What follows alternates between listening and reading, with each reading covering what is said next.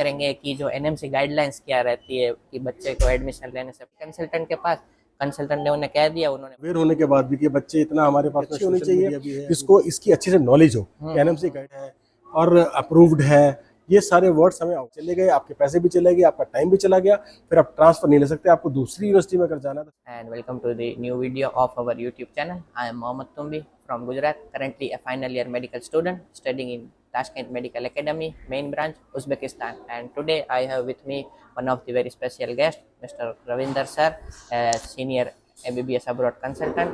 और हम लोग ऐसे ही आपके लिए वीडियोस लाते रहते हैं ताकि बच्चों के लिए है वो काफ़ी हेल्पफुल हो। तो सर आज के इस वीडियो में हम बात करेंगे कि जो एनएमसी गाइडलाइंस क्या रहती है कि बच्चे को एडमिशन लेने से पहले एनएमसी यानी नेशनल मेडिकल कमीशन की क्या गाइडलाइंस होती है, क्योंकि बहुत सारे लोग होते हैं कि उन्हें पता ही नहीं होता कि एनएमसी है क्या। कई लोग ऐसे होते हैं जिन्होंने 5th 6th ईयर में वेरीफाई करते हैं कि एनएमसी गाइडलाइंस थी क्या, क्योंकि उन्होंने गए किसी कंसल्टेंट के पास, कंसल्टेंट ने उन्हें कह दिया, उन्होंने मान ली वो बात। तो ये चीज़ों को कैसे अवॉइड किया जाए, क्या प्रिकॉशनरी स्टेप्स लिए जाए, तो इस बारे में आप थोड़ा कहेंगे कुछ सर? जी तुम भी, ये बहुत ही इम्पोर्टेंट पॉइंट है और बार बार ये मुद्दा उठता रहता है। और मैं ये देखता हूँ कि इतना अवेयर होने के बाद भी कि बच्चे इतना, हमारे पास में सोशल मीडिया भी है, गूगल भी है, अवेयरनेस भी है, इसके बाद भी बच्चे यहाँ पे आने के बाद सेकेंड ईयर के थर्ड ईयर के बच्चे भी आके मेरे से जब पूछते हैं कुछ गाइड एनएमसी के बारे में, तब मैं बड़ा हैरानी होती है कि जब आप एडमिशन ले रहे थे उस टाइम पे आपने किया। और बहुत ज़्यादा केसेस में ये वर्ड यूज़ होता है कि हमारा कॉलेज जो है वो एनएमसी से रिकॉग्नाइज्ड है और अप्रूव्ड है। ये सारे वर्ड्स हमें अवॉइड करने चाहिए, क्योंकि एनएमसी किसी भी यूनिवर्सिटी को या किसी भी कंट्री को रिकॉग्नाइज या अप्रूव नहीं करता है। जी। ये पहले हमारे पास था मेडिकल काउंसिल ऑफ इंडिया, उनके पास एक लिस्ट थी, उसमें अप्रूव्ड यूनिवर्सिटीज़ की लिस्ट हुआ करती थी, लेकिन वो अब खत्म हो गया और हमारे पास में नेशनल मेडिकल कमीशन। और नेशनल मेडिकल कमीशन ने नवंबर 2021 में एक गाइडलाइंस जारी की थी जिसको हम बोलते हैं FMGL, foreign medical graduate licensed guidelines, जिसमें ये थी 18 नवंबर 2021 को, जिसमें बहुत क्लियर डेफिनेशन थी कि आज के बाद कोई यूनिवर्सिटी जो है वो रिकॉग्नाइज नहीं होगी, लेकिन जो भी यूनिवर्सिटीज़ उन्होंने पैरामीटर दिए उन पैरामीटर्स को फुलफिल करते हैं, उन पैरामीटर्स को फॉलो करते हैं या कंफर्म करते हैं, उसमें बच्चा एडमिशन लेकर के अपनी एजुकेशन लेके इंडिया आ सकता है। जी ठीक है। तो वो जो हमें ये देखना है कि हमारा जो कॉलेज है और हमारा जो कंट्री है, क्योंकि इसमें कॉलेज और कंट्री दोनों के लिए उसमें कुछ पैरामीटर्स दिए गए हैं, अगर वो फुलफिल करते हैं तो फिर हम वहाँ जाकर एडमिशन ले सकते हैं, सेफली आ सकते हैं। अब उसमें हमें क्या ध्यान देना है, बच्चे को उसमें क्या स्टडी करनी है, जो भी उसके कंसल्टेंट है, सबसे पहले तो आपकी चॉइस एक कंसल्टेंट की अच्छी होनी चाहिए जिसको इसकी अच्छी से नॉलेज हो कि एनएमसी गाइडलाइंस क्या है। और उसके बाद जो पैरामीटर्स में आपको बता, ध्यान रखें कि सबसे पहले उन्होंने बोला है कि एजुकेशन जो है वो इंग्लिश मीडियम में होनी चाहिए। तो ओनली इंग्लिश मीडियम एजुकेशन जो है, कोई बाइलिंगुअल नहीं, कोई दूसरी लैंग्वेज नहीं होनी चाहिए, इंग्लिश मीडियम एजुकेशन होनी चाहिए। 54 मंथ्स की ड्यूरेशन दी गई है कि मिनिमम 54 मंथ्स की स्टडी ड्यूरेशन हो और उसके बाद 12 मंथ की इंटर्नशिप हो। ठीक है, ये आप ध्यान से सुनिएगा, 54 मंथ्स प्लस 12 मंथ्स की इंटर्नशिप, और इंटर्नशिप भी उसी यूनिवर्सिटी के अपने हॉस्पिटल से हो जिस यूनिवर्सिटी में आप पढ़ाई कर रहे हैं।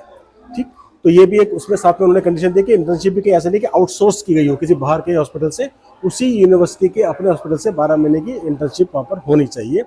और सबसे इम्पोर्टेंट चीज़ ये कि जब बच्चा अपनी डिग्री कंप्लीट करके वहाँ से निकलता है तो वो जो डिग्री उसके पास में है, वो डिग्री जो है, जो वर्ड यूज़ किया गया है, degree he should be registrable to practise medicine in the country from where he is graduating. जिस कंट्री से वो बच्चा ग्रेजुएट कर रहा है उस कंट्री में वो as a medical practitioner graduate register होने के लिए एलिजिबल होना चाहिए। इसमें तरह तरह के वर्ड्स यूज हुए, लाइसेंस होना चाहिए, रजिस्ट्रेशन होना चाहिए, उसके लिए हम एक स्पेशल वीडियो आपके लिए लेकर के आएंगे। लेकिन मेन जो इंपॉर्टेंट पॉइंट ये है कि जो डिग्री आप ले रहे हैं उस डिग्री से उस कंट्री के आप जनरल प्रैक्टिशनर या रजिस्टर्ड प्रैक्टिशनर बनने के एलिजिबल होने चाहिए, चाहे वो रजिस्ट्रेशन हो चाहे वो लाइसेंस हो, प्लस आपकी डिग्री उस कंट्री के लोकल स्टूडेंट जो मेडिकल पढ़ रहे हैं उनके एट पार होनी चाहिए, उनके बराबर होनी चाहिए, and should be at par with the licence to practise. उस कंट्री में लाइसेंस टू प्रैक्टिस के बराबर होनी चाहिए। तो ये चीज़ हमने ध्यान में रखनी है। ड्यूरेशन हो गई 54 मंथ्स, 12 महीने की इंटर्नशिप, इंग्लिश मीडियम आपकी जो है एजुकेशन होनी चाहिए, और आपकी जो डिग्री है वो आपको वहाँ का लोकल डॉक्टर बनाने के लिए एलिजिबल करे, वो आपकी वहाँ पे डिग्री होनी चाहिए।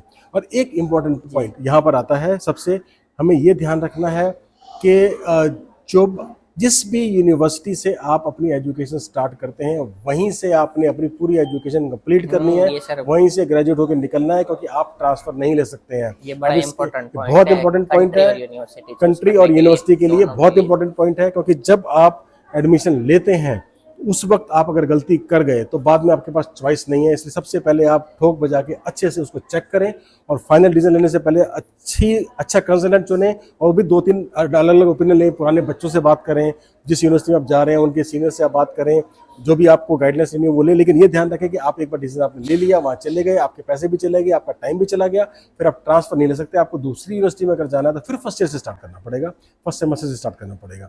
तो ये गाइडलाइंस इसलिए बहुत इंपॉर्टेंट हो जी जाती है, सर। इसलिए कभी इसमें कन्फ्यूजन नहीं करना। एनएमसी की साइट पर ये गाइडलाइंस अवेलेबल है, या आप गूगल पे जाएंगे तो उसमें भी FMGL 2021 करेंगे तो भी आपको PDF मिल जाएगी, उसमें आप अच्छे से पढ़ के अपना खुद भी क्लैरिफाई अपने आप को कर सकते हैं। सर वो वेबसाइट कौन सी है जिसमें वो स्टूडेंट्स जाके वो चेक कर सकते हैं कि कौन सी यूनिवर्सिटी वो जा रहे हैं, लिस्टेड है या नहीं है?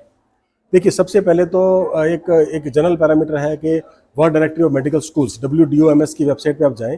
वो जो है वो कॉलेज, हर कॉलेज, मेडिकल कॉलेज वर्ल्ड का कंट्री वाइज उसमें लिस्टेड होता है और उसमें क्लियर लिखा होता है कि उसमें ड्यूरेशन क्या है, उसका एड्रेस क्या है, वो गवर्नमेंट का है, वो प्राइवेट है।